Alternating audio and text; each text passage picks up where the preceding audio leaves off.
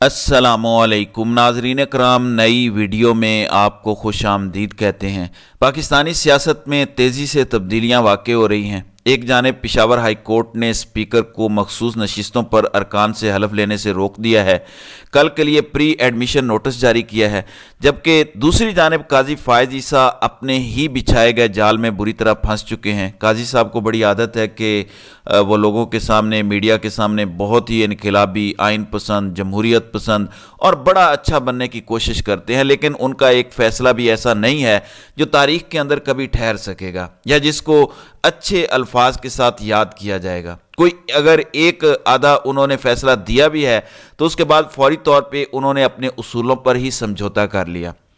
आज काजी साहब की अदालत से 9 रुकनी बेंच ने एक बड़ा फ़ैसला सुनाया कि 45 साल पहले जो जुल्फ़कार अली भुट्टो को फांसी की सज़ा हुई थी उसमें फेयर ट्रायल नहीं हुआ था। बिल्कुल ठीक है, ऐसा ही हुआ था। सब मानते हैं कि जुल्फ़कार अली भुट्टो का केस सियासी था और जुल्फ़कार अली भुट्टो पर जाली केस बना के, यानी केस तो असली था लेकिन फंसा के उन्हें सज़ाए मौत दी गई, जो कि एक मैक्सिमम सज़ा थी जो बनती नहीं थी।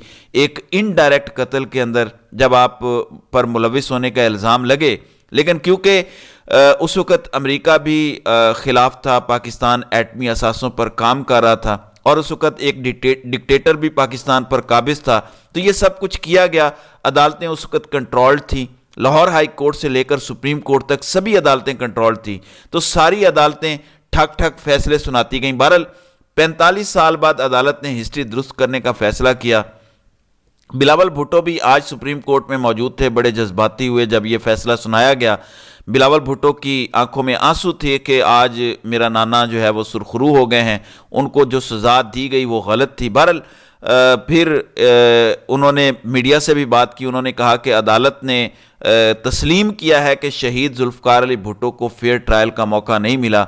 सुप्रीम कोर्ट ने कहा कि माजी की गलतियों को दुरुस्त करने के लिए ये फैसला सुना रहे हैं। इस फैसले की वजह से पाकिस्तान तरक्की करेगा।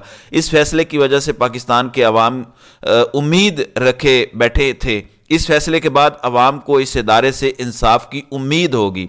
इस फैसले के बाद निज़ाम सही सिमत में चलना शुरू हो जाएगा।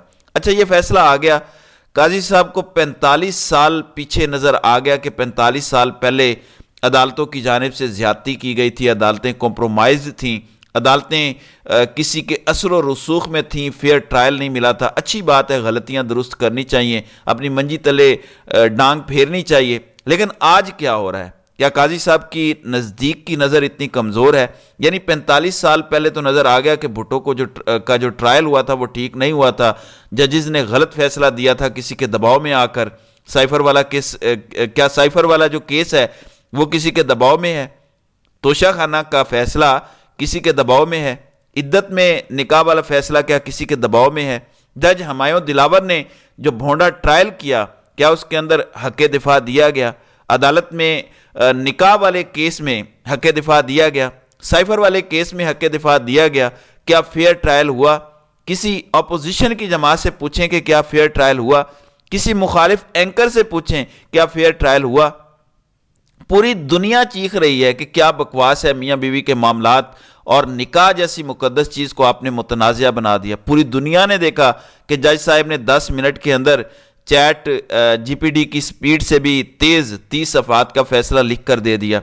फैसला आया नहीं था और इमरान खान जमान पार्क से गिरफ्तार हो चुका था। फिर पूरी दुनिया ने देखा कि कैसे जज साहब कभी बीमारियां कोई हैं, कभी बेहोश हो जाते हैं, कभी उनका बीपी शूट कर रहा था, फिर भी वो इमरान खान को 14 साल कैद की सज़ा सुना के निकल गए। पूरी दुनिया देख रही थी कि ना फेयर ट्रायल हुआ, ना हक़ दिफा हुआ, और दफात कौन सी थी? सजाए मौत की। और ऐसी सजाए मौत की दफात वाले केस में, साइफर केस में, सुप्रीम कोर्ट ने भी जमानत दी कि यह क्या फजूल फैसला है। जस्टिस अतर मिनल्ला की अदालत ने यह फैसला दिया।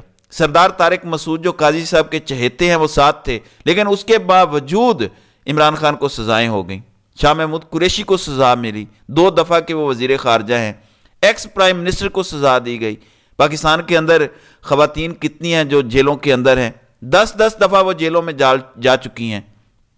एंकर इमरान रियाज, असद तूर जो काजी साहब के चहेते भी रहे, पाबंद सलासल हैं। तो फिर क्या نزدیک کی نظر ان کی کمزور ہے، کوئی عرق گلاب آنکھوں میں ڈالنے کی ضرورت ہے یا کوئی دوسرے قطرے ڈالنے کی ضرورت ہے جن سے ان کی نظر بہتر ہو سکے کہ ایک طرف تو آپ کہہ رہے ہیں کہ صحیح سمت میں عدالتوں کو جانا ہے اور دوسری طرف آپ یہ سب کچھ کر رہے ہیں۔ آج جو آپ کی عدالتیں کر رہی ہیں، چھوڑ دیں عمران خان کو، یہ جو پوسٹ مارٹم آپ نے کیا انٹرا پارٹی الیکشن کا، پی ٹی آئی کا بلے کا نشان چھین لیا، 46 سال بعد اگر پھر کوئی جج بیٹھے اور وہ کہے کہ یہ جو قاضی صاحب نے فیصلہ دیا تھا سراسر غلط تھا، جمہوریت کو ڈیریل کیا تھا اس فیصلے نے۔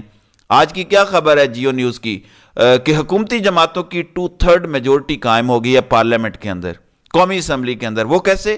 جو پی ٹی آئی کی مخصوص نشستیں تھیں وہ بھی ان کو مل گئیں، اور ویسے بھی جو پی ٹی آئی کا مینڈیٹ تھا وہ بھی چھین لیا، تو ان کی 130 سیٹیں ہو گئیں۔ پیپلز پارٹی کی کوئی 100 کے قریب سیٹیں جا پہنچی، ایم کیو ایم کی کوئی 24 ہو گئیں، کاف لیگ اور آئی پی پی کی 4-4 5-5 سیٹیں ہوگی۔ تو یہ ساری 2/3 میجورٹی جو 224 پہ جا کے بنتی تھی، ان کو 230 سیٹیں مل گئیں۔ یہ کیسے ہو گیا؟ قاضی صاحب کے فیصلے کی وجہ سے یہ سب ہوا، کیونکہ پی ٹی آئی کو مخصوص نشستیں نہیں ملی۔ پھر ڈپٹی کمشنر راول پنڈی وہ چیخا، کل جو فارم 45 اپلوڈ ہوئے الیکشن کمیشن کی ویب سائٹ پہ، پوری دنیا نے تماشا دیکھا۔ ایک خود کش حملہ تھا الیکشن کمیشن کا اپنے آپ کے اوپر، کاٹے پہ کاٹا لگا ہوا تھا۔ 5-7 والے کو 007 کر دیا، 507 والے کو، کہیں پہ 2 ووٹ والوں کو 2002 بنا دیا۔ تو یہ قاضی صاحب کو بالکل بھی نظر نہیں آ رہا، لیکن 45 سال پہلے والے معاملات ان کو نظر آ گئے۔ یعنی پیچھے سے تاریخ ٹھیک کرتے جاؤ، آگے سے تاریخ تباہ کرتے جاؤ۔ ابھی پشاور ہائی کورٹ کا فیصلہ آیا ہے مخصوص نشستوں کے حوالے سے، اور عدالت نے اسپیکر قومی اسمبلی کو مخصوص نشستوں پر منتخب اراکین سے حلف لینے سے روکا ہے۔ عدالت نے مخصوص نشستوں پر منتخب اراکین کو حلف سے روکتے ہوئے کل تک حکم امتناع جاری کیا ہے، اور الیکشن کمیشن نے سنی اتحاد کونسل کی مخصوص نشستوں کی درخواست مسترد کرتے ہوئے یہ کہا تھا کہ سنی اتحاد کونسل خواتین اور اقلیتوں کی مخصوص نشستوں کے کوٹے کی مستحق نہیں ہے۔ الیکشن کمیشن کے اسی فیصلے کی وجہ سے پی ٹی آئی جو ہے وہ قومی اور صوبائی اسمبلی میں تقریباً 77 نشستوں سے محروم ہوئی، جس کے خلاف سنی اتحاد کونسل نے پشاور ہائی کورٹ سے رجوع کیا تھا۔ اب آپ دیکھیں گے کہ یہاں پشاور ہائی کورٹ ایک میرٹ پر فیصلہ دے گی، لیکن یہی قاضی صاحب پھر اس فیصلے کو ریورس کر دیں گے، کیونکہ یہ ایک ٹرائکا بنا ہوا ہے جو مل کر یہ ساری گیم ڈال رہا ہے۔ تو ایک جانب آپ تاریخ کو درست کرتے جاؤ، دوسری جانب تاریخ تباہ کرتے رہو، تو یہ اس وقت صورتحال ہے۔ دوسری جانب عمران ریاض صحافی ہیں، 9 مئی کے واقعات کے اندر ان کو پکڑا گیا ہے۔ پہلے اینٹی کرپشن کی عدالت کی جانب سے گرفتار کیا گیا، اب انہیں 9 مئی کے واقعات میں انوالو کیا گیا ہے۔ آج پھر لاہور ہائی کورٹ سے رجوع کیا اظہر صدیق کی جانب سے کیا گیا، اور انہوں نے بتایا کہ 6 دن مکمل ہو چکے ہیں۔ آج عمران ریاض خان کو انسداد دہشت گردی عدالت میں پیش کرنا ہے۔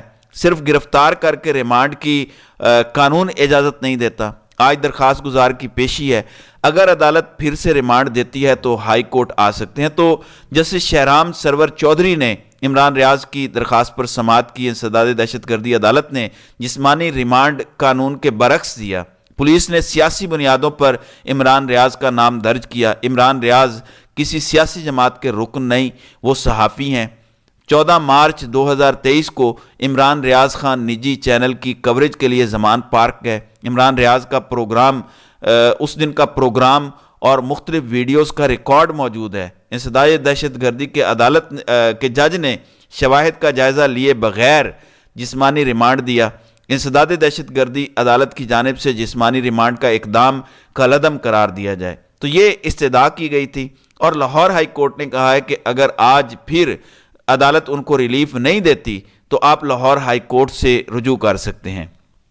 آج عمران ریاض کو جب عدالت میں پیش کیا گیا، اس وقت وہ میڈیا سے گفتگو کرنا چاہتے تھے۔ پولیس وین کے اندر، وہ جو جیل والی وین ہے اس کے اندر موجود تھے، تو پولیس کی جانب سے ان کے چہرے کے سامنے وہ جو روکنے والے ڈنڈے اور پتھراؤ کر روکنے والے جو انسٹرومنٹس ہوتے ہیں وہ آگے کر دیے گئے تاکہ ان کے چہرے کو نہ دکھایا جا سکے۔